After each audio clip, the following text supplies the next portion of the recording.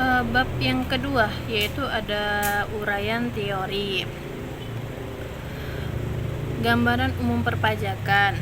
Pengertian pajak. Definisi pajak menurut Undang-Undang Nomor 16 Tahun 2009 tentang perubahan keempat atas Undang-Undang Nomor 6 Tahun 1983 tentang keutamaan umum dan tata cara perpajakan. Pada pasal 1 ayat 1 yang berbunyi pajak adalah kontribusi wajib pada negara yang terutang oleh orang pribadi atau badan yang bersifat memaksa berdasarkan undang-undang yang tidak mendapatkan imbalan secara langsung dan digunakan untuk keperluan negara bagi sebesar-besarnya kemakmuran rakyat.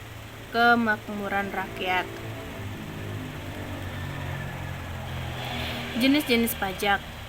Pajak dapat dibagi menjadi beberapa menurut golongannya, sifat, dan lembaga pemungutannya. Yang satu, menurut sifatnya pajak dikelompokkan menjadi dua, yaitu sebagai berikut. Pajak langsung adalah pajak yang dilimpahkan kepada orang lain dan menjadi beban langsung wajib pajak, yaitu WP yang bersangkutan. Contohnya pajak penghasilan (PPh). Yang B, pajak tidak langsung adalah pajak yang pembebanannya dapat dilimpahkan kepada pihak lain. Contohnya pajak tambahan nilai (PPN) dan pajak penjualan atas barang mewah (PPNBM).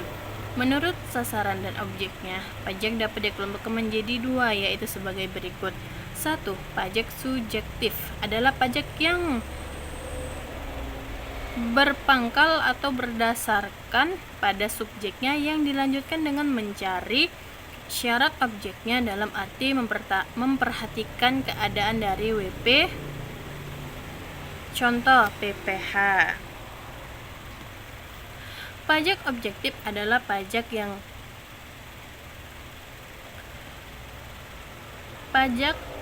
objektif adalah pajak yang berpangkal atau berdasarkan pada objek tanpa memperhatikan keadaan dari WP. Contohnya PPN, PPNBM, pajak bumi dan bangunan, PBB, dan biaya materai (BM). Menurut pemungutannya, pajak dikelompokkan menjadi dua sebagai berikut.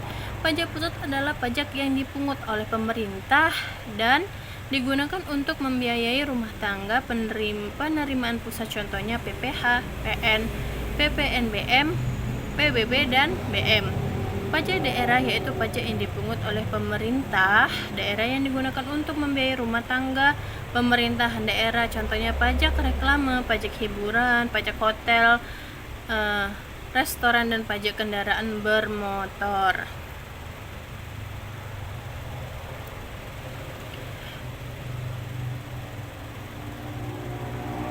Sini ada kerangka konseptual. Berdasarkan wajib pajak, yang merupakan pemahaman wajib pajak tentang kewajiban membayar pajak sebagai wujud kegotong-royongan nasional dalam menghimpun dana untuk kepentingan pembiayaan pemerintah dan pembangunan nasional. Pelayanan berpengaruh dengan melaksanakan kewajiban perpajakan dan perasaan wajib pajak. Kepatuhan wajib pajak mencerminkan suatu keadaan di mana wajib pajak memenuhi kewajiban secara formal dan semua ketentuan dengan perundang-undangan dan perpajakan. Adapun kerangka teoritis penelitian ini dapat dilihat dari gambar sebagai berikut. Hipotesis itu merupakan jawaban sementara terhadap objek permasalahan. Berdasarkan rumusan masalah, maka hipotesis yang diajukan sebagai berikut, yaitu tidak ada pengaruh kesadaran wajib pajak terhadap penerimaan pajak pada KPP Pertama Medan Timur. Adapun pengaruh kesadaran wajib pajak terhadap penerimaan pajak pada KPP Pertama Medan Timur. Tidak ada pengaruh pelayanan perpajakan terhadap penerimaan pajak pada KPP Pertama Medan Timur.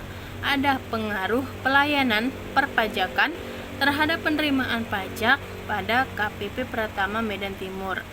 Tidak ada pengaruh kepatuhan wajib pajak terhadap penerimaan pajak dan KPP Pratama Medan Timur. Ada pengaruh kepatuhan wajib pajak terhadap penerimaan pajak pada KPP Pratama Medan Timur. Ada pengaruh kesadaran wajib pajak, pelayanan perpajakan dan kepatuhan wajib pajak terhadap penerimaan pajak pada KPP Pratama Medan Timur.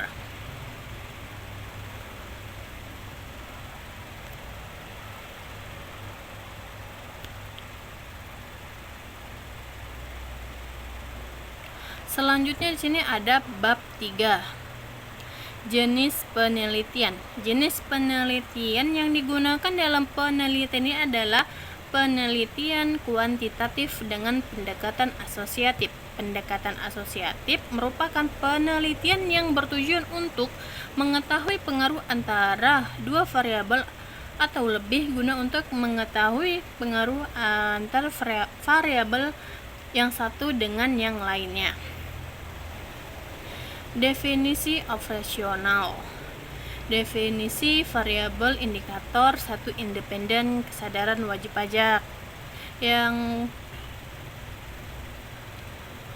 memahami wajib pajak tentang kewajiban membayar pajak sebagai wujud kegotong royongan nasional dalam menghimpun dana untuk kepentingan pembiayaan pemerintah dan menggunakan nasional, persepsi WP, pengetahuan WP, karakteristik WP dan penyuluhan perpajakan. Yang kedua itu ada independen pelayanan perpajakan. Pelayanan berpengaruh dengan melaksanakan kewajiban pajak dan perasaan wajib pajak, sikap pegawai pajak, cara pegawai melayani wajib pajak. Yang ketiga itu pemberian informasi kepada wajib pajak. Di sini ada tempat dan waktu penelitian. Penelitian dilakukan pada kantor pelayanan pajak KPP Pratama Medan Timur yang berlokasi di Gedung Kanwil DJP Sumatera Utara. Waktu penelitian yang digunakan, penelitian dilaksanakan sejak tanggal dikeluarkan izin penelitian dalam kurun waktu 3 bulan, yaitu mulai tanggal 24 Juli 2018 sampai 22 Oktober 2018. Teknik pengambilan sampel. Populasi ada kelompok elemen lengkap yang biasanya berupa orang, objek, transaksi, atau kejadian di mana kita tertarik untuk mempelajari atau menjadi objek penelitian. Yang kedua itu sedangkan sampel didefinisikan sebagai bagian atau subset dari populasi yang terdiri anggota-anggota populasi yang terpilih. Yang ketiga itu ada metode sampling. Yang digunakan untuk penelitian ini adalah menggunakan incidental sampling, yaitu penentuan sampel secara kebetulan. Cara menentukan jumlah sampel dapat digunakan menggunakan rumus Slovin seperti di bawah ini. Teknik pengumpulan data. Teknik pengumpulan data yang dikumpulkan sebagai bahan acuan dalam penulisan proposal ini diperoleh dengan cara penelitian lapangan. Dalam tahap ini merupakan kegiatan yang merupakan kegiatan berpengaruh dengan mengumpulkan data dan mencari data objek penelitian yang diperoleh dari instansi. Kuesioner. Salah satu teknik pengumpulan data yang dilakukan dengan cara menyebarkan kuesioner yang dibagikan kepada wajib pajak yang merupakan replikasi dari penelitian Pertiwi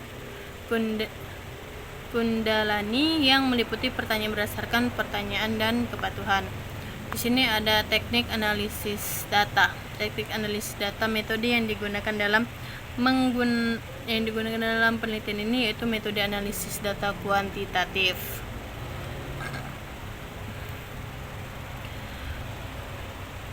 Cuman itu saja yang bisa saya sampaikan dari hasil reviewnya. Lebih dan kurang saya mohon maaf. Wassalamualaikum warahmatullahi wabarakatuh.